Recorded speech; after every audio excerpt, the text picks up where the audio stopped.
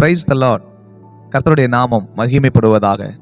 லூக்கா 18வது அதிகாரத்துல 2 மனிதர்களுடைய ஜெபத்தை குறித்து வேதம் தெளிவாக சொல்லுகிறது.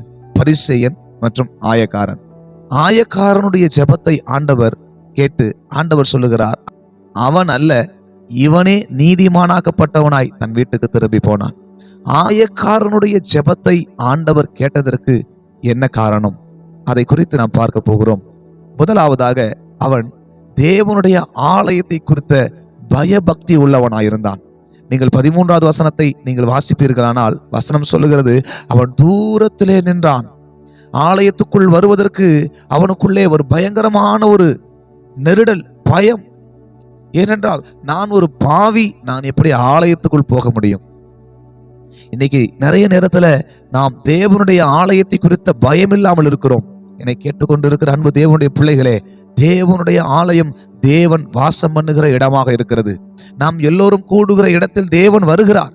ஆகையினால தேவனுடைய ஆலயத்தை உதாசீனப்படுத்தாதிருங்கள். நம்முடைய மனநிலையை விட்டு அப்படிப்பட்ட சிந்தை அகன்று போகட்டும். தேவனுடைய ஆலயம் அது தேவன் வாழுகிற இடமாக இருக்கிறது. இரண்டாவதாக, ஆயக்காரனுடைய ஜெபத்தை ஆண்டவர் கேட்டதற்கு காரணம் தெய்வத்தை குறித்த பயம். வசனம் சொல்லுகிறது, தன் கண்களை வானத்திற்கு ஏறெடுக்க அவனுக்கு துணிவு இல்லையாம். எஸ், அந்த அளவுக்கு தெய்வத்தின் மீது அவன் பயபக்தி உள்ளவனாயிருந்தான். என்னை கேட்டுக்கொண்டிருக்கிற அன்பு தேவனுடைய பிள்ளைகளே, அன்பு சகோதரனே, சகோதரியே, இன்றைக்கு கடவுளை குறித்த பயம் இல்லாமல் வாழ்ந்து கொண்டிருப்பீர்களானால் தயவாக உங்கள் இருதயத்தை ஆராய்ந்து பாருங்கள். தயவாக உங்கள் இருதயத்தை ஆராய்ந்து பாருங்கள். ஏனென்றால் ஆண்டவரை குறித்த பயம் நமக்குள் இருக்குமானால் ஆண்டவர் நம்முடைய ஜெபத்தை கேட்பதற்கு வல்லவராக இருக்கிறார்.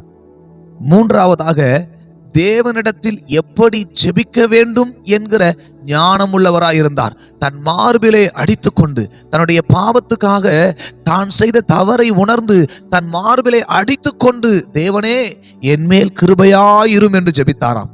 ஆம், எனக்கு அருமையான தேவனுடைய பிள்ளைகளே, ஆயக்காரனுடைய ஜெபத்தை ஆண்டவர் கேட்டதற்கு மூன்றாவது காரியம் என்னவென்றால், தேவனோடு எப்படி பேச வேண்டும் என்கிற ஞானம் உள்ளவராய் இருந்தார். 3 காரியங்கள். 1, தேவ ஆலயத்தை குறித்த பயம் இருந்தது. 2வது, தேவனை குறித்த பயம் இருந்தது. 3வது, தேவனிடத்தில் எப்படி பேச வேண்டும், எப்படி ஜெபிக்க வேண்டும், தன்னை எப்படி தாழ்த்த வேண்டும் என்பதை அவர் நன்கு அறிந்து வைத்திருந்ததுனால கர்த்தர் ஆயக்காரனுடைய ஜெபத்தை கேட்டார்.